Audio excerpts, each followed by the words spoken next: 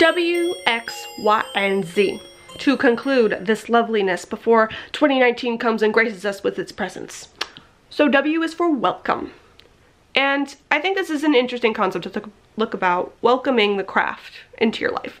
I'm kind of re-welcoming it in as I re-welcome in my tools and use all my things again. And it's interesting to look at it in that more opening mindset, right? Because I don't know about anyone else, but when I first ventured into the craft, it was with a very hesitant, almost like a, are you gonna hurt me? What are you doing? Is this crazy? I'm about to sell my soul type of thing. I was very nervous, very hesitant, didn't really know what I was doing because of all the negative connotations with it. And it's funny how, you know, as you dive in and you figure out how much of the fear mongering was nonsense and how much stuff actually matters and what you're really into, etc. and so forth, how much more welcoming I am to it, and how welcoming it in has opened up a different way of looking at stuff. It is a very, you know, how you approach a stranger. If I think of witchcraft as an personified embodiment of somebody, if I was welcoming a witchcraft into my home as a person, you know, what questions would I ask the stranger? What would I look for as a personality type? I do this all the time with different things because as a writer, it just helps me to better understand big concepts that sometimes terrify me in a sense. And the idea of welcoming it in, of saying, where can you help me? Where can I give homage and honor to you? Where can I continue to allow you into my life even further and deeper to better see where you can help out and make things better? You know, I feel like almost like I'm getting witchcraft a tour of my life, a tour of my house, being like, and this is the bedroom and where can you help improve? Like, it's very a very playful way of looking at these things.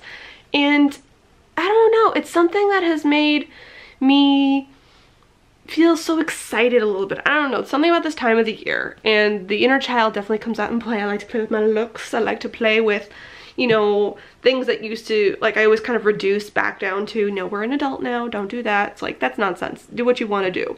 So I let my inner child out a little bit more. And so allowing myself to re-welcome in witchcraft with my tools and doing it very playfully and seeing again, like, okay, so I took away a lot of stuff and I know where things help me and where things benefit me, but where can I even expand upon that? Where can I welcome it even deeper and more involved into my life and allow it to be something that really intertwines and just tangles up in every little aspect? I used to be afraid of that for so long. I was afraid of becoming so intertwined and so obsessed with witchcraft that I was worried it was going to take over my whole life to some extent and become a person that could talk about nothing else but witchcraft.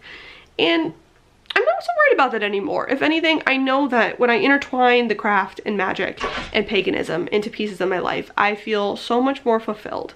So I let it do even more and welcome it even deeper into my being and everything else. X is a hard freaking word to find stuff for, so I'm cheating a bit. We're gonna go extra or denied. What is denied or too extra in your craft? What needs to get banished a bit? Let's talk about this. Especially in our spirituality, in our lives in general. And I think that is something that with the new year, it's kind of a normal thing. We're always thinking about what can we exclude, what is too much, what is a bit over the top, etc. and so forth. And I realized this I was looking at what tools were extra, what was too much, what was a bit over the top, what was need to be denied a bit for me for a while, to realize what was really needed more honoring for myself. Because where we put our attention really freaking matters. And because if I'm constantly giving my attention to the things that I dislike about myself, and I'm not actually giving any good attention or any attention period to the things I really enjoy, or, you know, cultivating more of that, I'm always working to destroy the things I don't like, as if that vacuum will just make room for all the things I do, which I do think that does it to some extent, but I want to shift my focus back to the things I really love and the things that bring me so much more entertainment and just like amplify it times 1,000. Like, I know now how much I love candles, and I know I do miss my cauldron, and so that's great. Let's do more of that. But then I can realize that, you know what, I don't use my oils and crystals as much. I didn't crave them nearly as much as I did other things. So that's fine, great, all right, cool. I do realize too how much I loved just very minimal craft in the sense of intertwining it with my everyday stuff. Very minimal small spells and blessings with using the food I already eat as a tool, or using, you know, the money I'm already changing hands with as a tool. Those small little things I definitely did a lot more of, and now taking those away I realized, no, actually let's amplify that a little bit more. Let's use the little everyday stuff that's not necessarily a magical tool that everyone else would think of. It's not a wand, a chalice, a cauldron, a candle, whatever. It's a little more just like, oh, I'm gonna use this random thing that I found and use this in a spell, because that seemed to really give me a lot of benefit, and it also was a constant reminder of me of doing the good things, right? So I'm going to not focus so much on the things that, you know, banish, cancel out, X, no, enter, thing. Get rid of, I'm gonna take my attention away from those things more, because it's better to focus a little bit more on the positives, I think, for me. Negatives are good, but what things I enjoy? I enjoy the darkness, I enjoy communing with my deities, I enjoy candles like no other, and that's where I'm gonna put my attention. I'm not gonna put my attention on the things I'm trying to get rid of as much anymore. Why? What do I want why to be? Okay, why is gonna be a weird one, I guess, a bit, because this is something I've noticed I've been drawn to recently. And even though my hair is very red, I have been drawn most in the current season, oddly enough, to the color of yellow. There is a golden yellow that seems to have pulled me in for some reason. And so, looking into the associations of this magically, and the idea of yellow foods, and yellow in my clothes, and yellow in the sense of even sunshine, and more golden, warmer hues in like photos and what I'm interested in, and an overall yellow tint to things seems to really have drawn and pulled me in for some reason. And so let's just do a little lovely Googling as I go through this, because this is what I do. When I'm noticing things where I'm just like, why is that catching my attention? I just Google it. Magical associations of the color yellow. Something as simple as Googling. It doesn't have to be complicated. So we are looking this up at www.themagicalcat.com. And so let's see, oh, they really break stuff down. That's interesting. So they have a couple of different ones here. I'm really into the coppers and the golds recently. So copper really does business success, passion, money, fertility, career growth. Gold does masculine divinity, great fortune, abundance, prosperity. Male energy, understanding divination, fast luck, solar sun energy, positive attitude, justice, health, attraction, luxury. And then yellow at the bottom says pleasure, success, happiness, learning, memory, concentration, persuasion, inspiration, imagination, solar magic, charm, confidence, air element, travel, flexibility. And that is definitely some things that have been drawing me in recently. I don't know what it is. I definitely feel it's a very interesting, because I used to always associate certain sparks or certain flares as almost not a color association per se. It was more of just like a burst of light. And then the darkness was my, the darker things got, the more introverted, you know, I would get, a little more self-reflective, definitely playing with more of the unknowns. It was less of a concrete, we're getting stuff done, going through with stuff. It was a embodiment of comfort and of settling in and reflection on what I'm currently doing, and the light, the speed, a burst of light was my creative action, my drive. Boom, go, let's get the stuff done. And so having a color associated with what I'm currently feeling is very interesting, because yellow for me still embodies a little bit of that comfort, you know, that idea of luxury that was mentioned in that little post is very interesting to me, because luxury comes with a feeling of like that soft, like really a luxurious blanket is what I think of, like really cushy and just like, oh, snuggles. Like that makes me so happy. And it is definitely that. I feel that a feeling of luxury mixed in with this, I feel a very consistent flow of things. I don't know why, but for me, yellow is a feeling of balance almost. I feel like I've felt a certain level of balance come into my life. That's kind of how 2018 was supposed to be teaching me the entire time. This idea of, hey, You don't have to be all highs and lows, and my journey to even this stuff out, I've gotten better and better, and I'm still not perfect because no one 100% is, about making sure I'm taking time to relax and self-care and checking in on myself, etc. and so forth, while also pushing myself and not falling into like a lazy pit of doing nothing for months on end and then being upset with myself for it. Instead, I am finding a really great balance between the two, and that whole feeling just has this very like golden warm glow about the energy that I'm currently always vibing into right now. So I don't know, what energy vibe do you feel that vibes well when you find that perfect comfy zone for you? Does it have a color association, or is it something else entirely? Comment down below. And now for Z. I'm gonna make sure I'm gonna spell this word right, because for some reason it could be an X and I could have used that for my X, and I have to think of another word for Z. Z is for zealot. This will be fun. Zealot, a person who is fanatical and uncompromising in pursuit of their religious, political, or other ideals. And I think this is really freaking important to try not to become a zealot.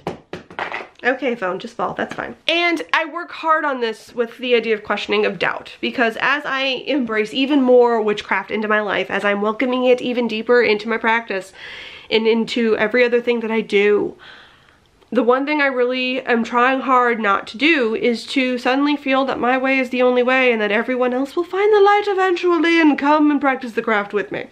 Because no, my path isn't the only path. In fact, my path could have a whole bunch of holes in it, and that people are poking in all the freaking time. They're constantly like, yeah, this, and this. You know what I mean? Like, you're wrong here, and I see a hole in your argument here, and there are all sorts of stuff there. And I think the doubt is really freaking important, and the questioning is really important to make sure that we don't become zealots, that we recognize all the time that our way is not correct.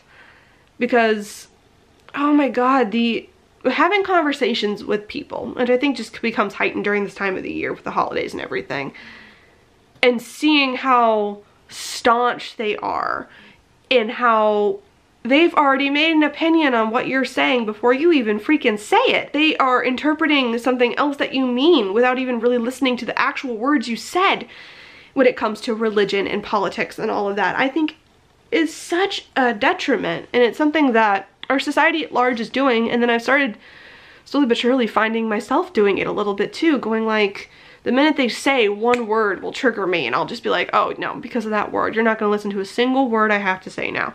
I know where you stand on things. And it's like, but do you? And looking down at someone because, oh, the ignorance is such a high and mighty way of looking at it, Sam. Like, calm down. Are you any better than the Christian over there who was looking at me saying like, oh, you little devil worshiper, you have no idea what you're doing. You've already sold your soul. You're lost to us, and there's nothing I can do to convince you otherwise. I will still say you're wrong and you're going to hell. But I know there might be nothing to save you into the right road to salvation. How am I any different when I look at them and go, oh, you're so ignorant and stupid. You think that Christianity is the only way, and if only you would open yourself up to something. Like, I can critique someone, and I can look at people and go, you know what, not for me. This is how I do something. And still recognize that they don't have to agree with me. And that constant questioning and the doubt of even my own practice, I think, is important. Reminding myself that I don't have all the answers. Reminding myself constantly that even the answers that I do have may be wrong on all fronts. And that's okay. It's something that, I don't know, I've recognized as I've gotten in more and more discussions with people, and even as I really think critically on myself, this importance that we place in our society to have a definitive answer for everything, right? Like the person who knows without a doubt, that doesn't question their opinion at all, is the person that's held up to be someone who is all-knowing and is a person who for sure knows their stuff. And honestly, it's the people who doubt more, who say, you know what, I could be wrong about this here. You know, I think of a lot of different scientists who have studied things over and over and over and over and over again, and they still will say it's 99.8% a certainty. They won't give it 100 because they're still leaving that room to say, someone could come along and prove me wrong with this. Someone could poke a hole in my thesis, my hypothesis. Someone can show me in some way that I'm wrong. And having that ability to do that, I think, keeps us from being zealots about any topic. Allowing that we can have a whole lot of certainty and go, I'm pretty sure I'm right about this here, but allowing that pretty sure to happen. It's okay to say that, you know what, I'm not 100% on anything. And that doesn't invalidate me. That doesn't mean I'm wrong because you think that for 100% you're like, no, I am right. I know I'm right. I know I'm right above all else. Because really it's those people who say they're 100% right. I feel most of the time end up being really wrong. They're the people who suddenly all this other evidence comes to them and they feel embarrassed and they buckle down even more when their stuff can be proven entirely differently. And so I'm really pushing myself to have more of that in my speech, in my everyday writings, in my interactions with people, allowing myself to allow that doubt and that self-questioning to enter some of my speech, and to not let that then be a way for them to bulldoze me over. Because I can say, well, I'm not entirely sure about this, but this is kind of my opinions on the subject. And then if they go, oh, well, blah, blah, blah, blah, blah, be like, no, that doesn't mean I agree with you, or that I'm saying that your opinion is more right because you feel you are more right, and you feel that you are 100%, so your 100% overtakes my 98. I'm just saying that I could be proven wrong. I'm allowing myself to be taught, in a sense, so I don't become a zealot. Because a bunch of people screaming at each other that they're the ones that are right just means that there are a bunch of people who think they're right. And maybe they're all wrong. Who the hell knows? But that concludes my YouTube Pagan Challenge 2018 alphabet. Oh, goodness, I'm so glad I was able to wrap that up on time. But comment down below on any of the topics that I have put forth here. If there is agreement, disagreement, all of that down below. And I hope you guys have a really great 2019. See you next time.